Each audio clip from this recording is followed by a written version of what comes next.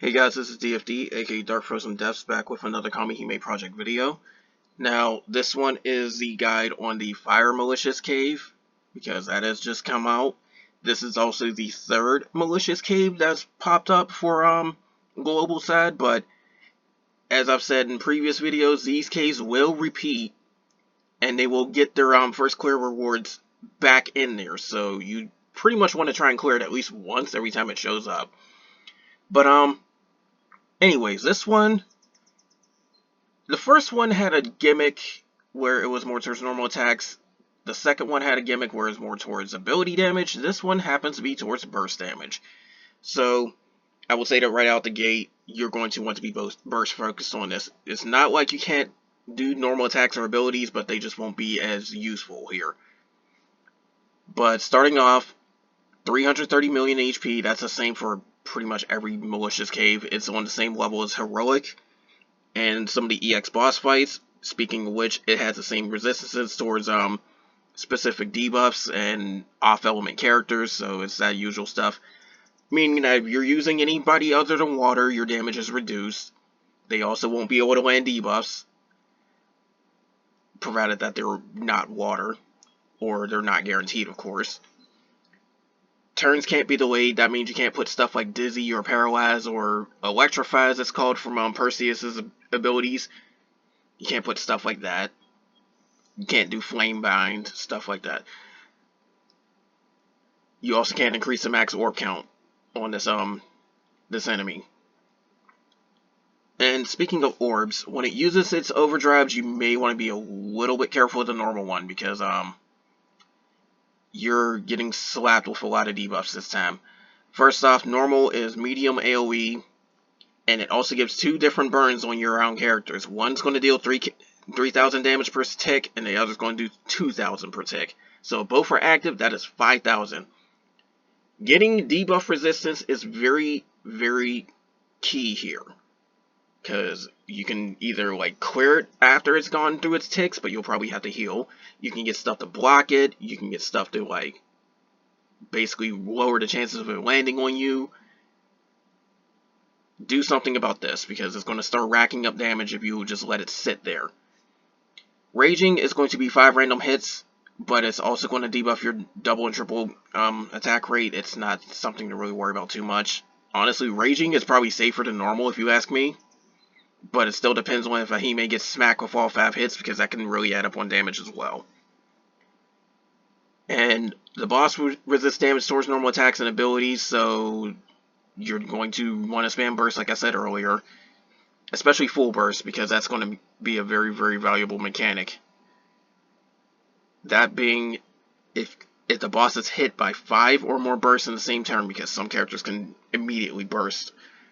But if it's hit by 5 or more bursts in the same turn, it's going to do a small AoE damage hit to all your characters, but it's going to remove 1 stack of the special debuff. It's also going to buff everybody with a burst enhancement buff, meaning the burst is going to get stronger, and you're getting 15 BG back to all of them. So, again, try to full burst as much as possible. Then on top of that too, something else that's not mentioned as well is that if anyone uses a burst, well no, I do have it mentioned here, sorry. But if anybody uses a burst, it's going to remove a stack of that special debuff as well. That combines with this trigger that where you do a 5 or more bursts in the same turn. So you can remove 2 stacks off of everybody. So keep that in mind. But the first turn is going to apply 5 stacks of that special debuff to everybody. You're going to get hit with that burn debuff as well. It's going to be 2,000 this time. It's also going to put a fire resistance down, while also smacking 4 random hits to everybody. I mean, not 4 random hits, 4 hits to everybody. So that first turn, you're going to want to tank it. Same time, though, too, is that when it comes to the special debuffs, this is the least amount of special debuffs you get. I will say why later.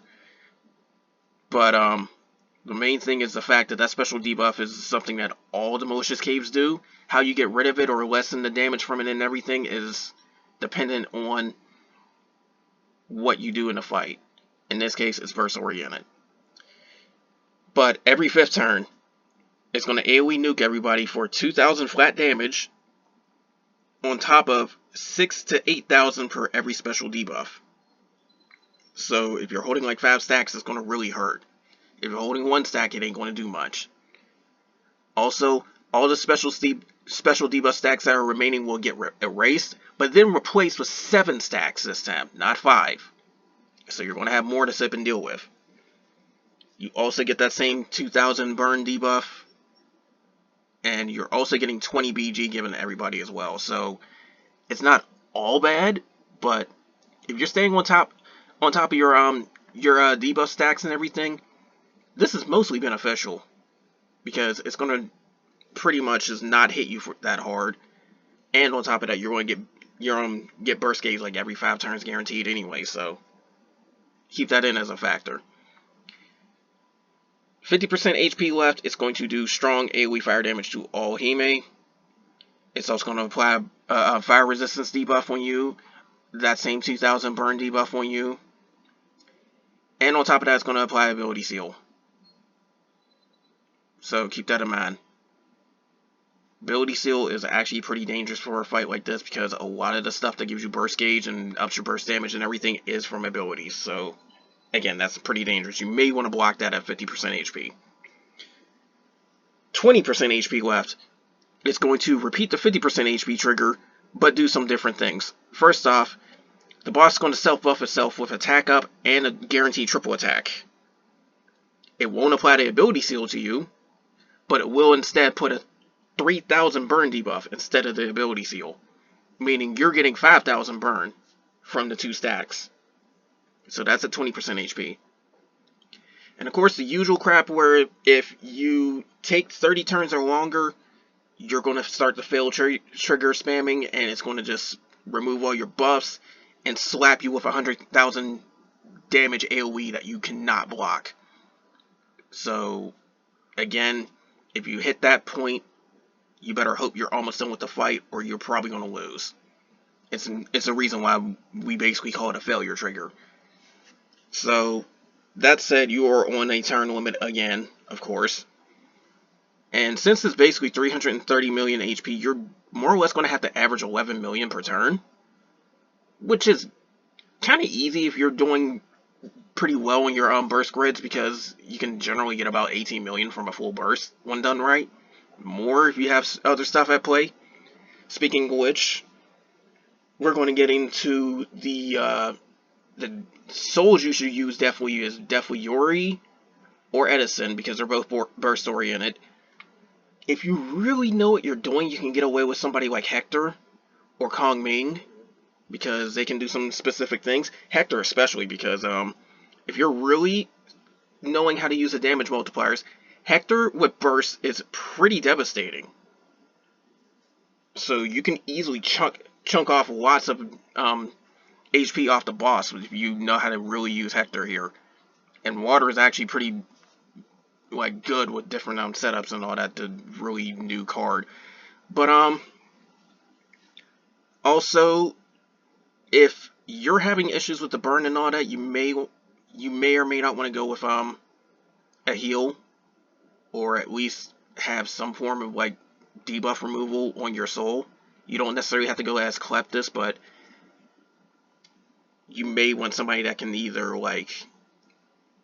you don't need the EX slot, and you can just toss in a cleanse or something like that. If you're using Edison, Maiden's Prayer is definitely going to be helpful for this fight if you can, or even get something where you can just block it.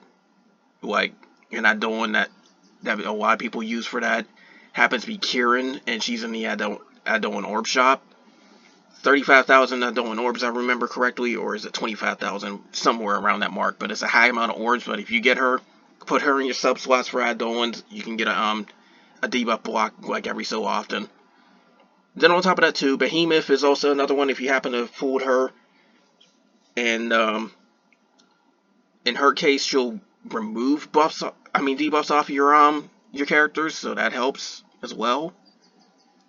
I remember there's also some Adoans that give you some resistance for a few turns, but they're not as great as the 2 I mentioned. So keep that in mind. Then on top of that too, when it comes to having like your characters, anyone focused to burst is great here, especially those that can actually fill up their burst gauges instantly or just burst immediately, stuff like that. But also, special mention has to go to Sequana if you pulled her, Water Sequana, because she's gonna heal your team every time she bursts. And if it's full burst, she's gonna be removing debuffs as well. So special mention definitely goes to her. But there's also like Water Michael. I know there's like a few other characters I may or may not remember right now. But again, burst orient ones are going to be good. If you want to play the defensive aspect, then you're going to have to go for the awakened version of Poseidon, who's going to be pretty good here. Fabruous is also extremely good here because she's got some protection, but a frequent like orb removal. You can't increase the max orbs, but you can definitely delay those overdrives. And she comes with a fire resistance that can be put up pretty often. So Fabruous actually could be very good here. So remember that. If you don't go Fabruous, definitely go Foibe, because the water version of Foibe is designed to like keep up on the heals and all that type of stuff, and she gives you a super potion too. So there's that. But the only other one I can probably mention is Aphrodite, because if you don't use Foibe or Fabruous for some reason, Aphrodite is the only other one I can think of, and she has to be awakened. But she's going to pretty much put beauty stacks on herself, and that's going to prevent debuffs from landing on her. She'll also be able to remove them off your allies as well, so that pretty much just nullifies the ability seal right there as long as you keep up on stuff. So keep in mind, you are going to get slapped with that ability seal at like half HP, and that can cripple you if you're not prepared for it. So that's all I gotta say there.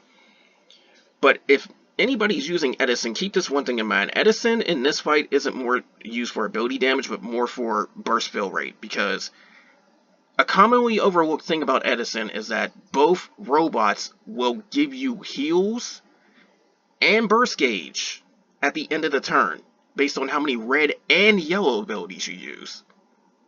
The yellow abilities are going to stack buffs from the second ability that she has, and the first ability is where the red ability spam comes in, where it's like extra damage and some more buffs.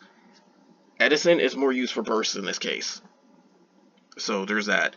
But again, Yori is also very good here. She's burst oriented, and she can also give final damage increase to everybody on the team for like 3 turns if you happen to have her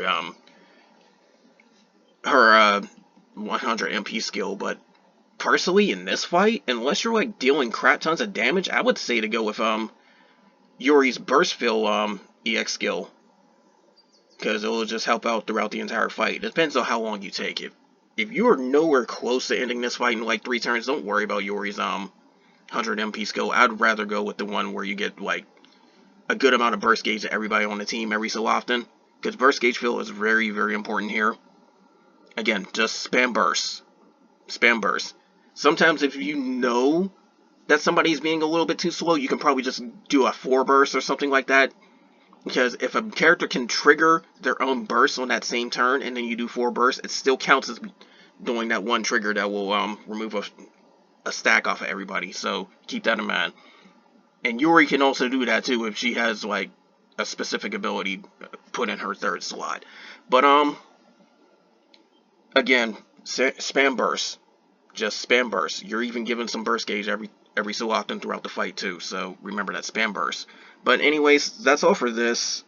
More will come soon. Of course, I will try to clear this fight with advantage element like I've always been doing. However, in this case, water is actually one of my weaker teams.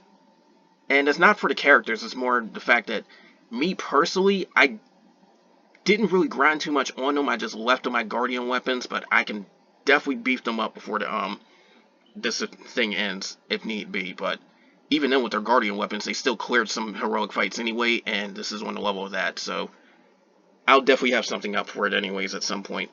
But it may take a while, just giving a heads up. But anyways, that's all for this. More will come soon, and take care.